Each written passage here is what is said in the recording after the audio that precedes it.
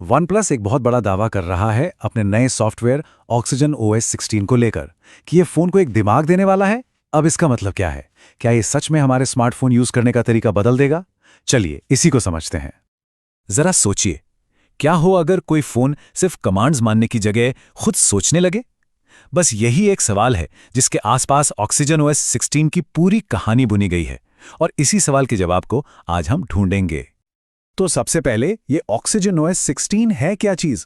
देखिए, ये सिर्फ एक नया नंबर नहीं है, ये बना है एंड्रॉयड 16 पर। और सबसे दिलचस्प बात पता है क्या है? इसकी नींव ओप्पो के कलर OS 16 वाली ही है। तो एक तरह से वन प्लस यहाँ दोनों दुनियाओं का फायदा उठा रहा है, अपना वो जाना पहचाना क्लीन एक्सपीरियंस और ओप्पो के रिसोर्सेज से मिली हुई स्टेबिलिटी।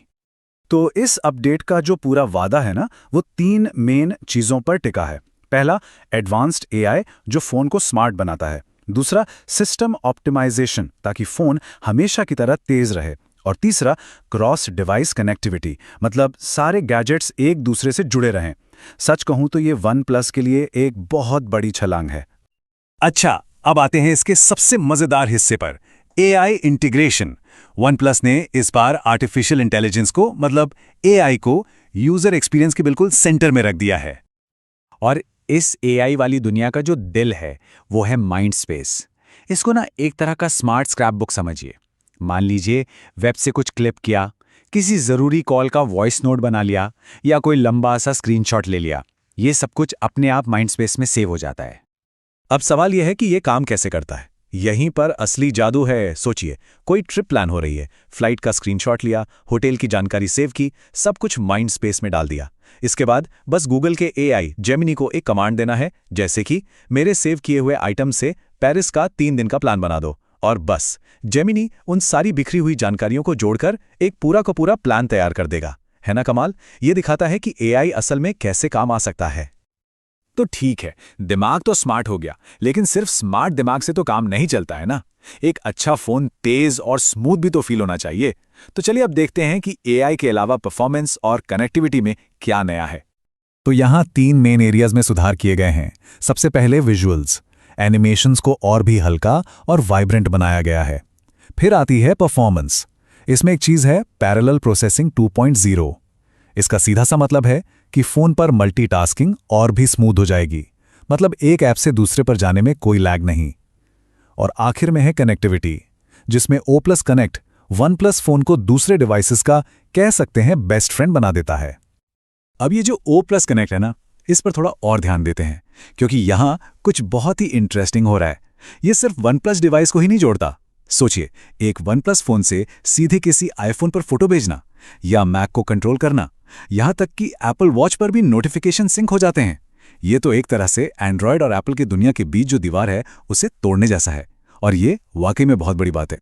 इसके अलावा कुछ और भी छोटे पर ज़रूरी अपग्रेड्स हैं, जैसे लॉक स्क्रीन को अब पहले से कहीं ज़्यादा कस्टमाइज किया जा सकेगा। फ्लो मोशन नाम की एक टेक्नोलॉजी है जो स्क्रोलिंग को बिल्कुल मक्खन जैसा स्मूथ बनाती है। और हाँ, एक बहुत ही ज़रूरी बात, AI वाला ज़्यादातर काम फ़ोन पर ही होता है, क्लाउड पर नहीं।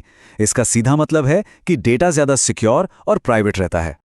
तो ये सब सुनने में तो बड़ा कमाल का लग रहा है ना, पर सवाल वही है कि ये अपडेट मिलेगा कब और कैसे। चलिए इसके रिलीज प्लान पर एक नज़र डालते हैं। तो इसका रिलीज शेड्यूल काफ़ी सीधा साधा है। सबसे पहले तो ये नए OnePlus 15 के साथ ही आएगा। उसके बाद 17 अक्टूबर से एक ओपन बीटा प्रोग्राम शुरू होगा, और फिर धीरे धीरे करके जो पुराने सपोर्टेड डिवाइसेस हैं उन तक भी ये पहुंच जाएगा। हाँ, पर यहाँ एक बात ध्यान में रखने वाली है। ओपन बीटा का नाम सुनकर ऐसा लग सकता है कि ये सबके लिए खुला होगा, पर ऐसा नहीं है। हो सकता है कुछ जगहों पर इसके लिए एक फॉर्म भर के अप्लाई करना पड़े। और ये सबसे ज़रूरी सलाह है। जैसा कि एंड्रॉयड अथॉरिटी भी कहता है, कोई भी बीटा सॉफ्टवेयर इंस्टॉल करने से पहले अपने डेटा का बैकअप लेना कभी ना भूलें, क्योंकि बीटा में बग्स हो सकते हैं। तो ये सावधानी बरतना बहुत बहुत ज़रूरी है।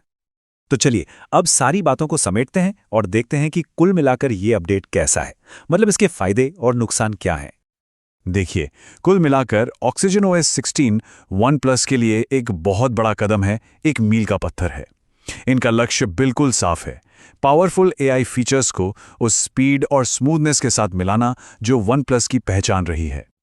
लेकिन एक्साइटेड होने से पहले कुछ चीजें हैं जिनका ध्यान रखना जरूरी है।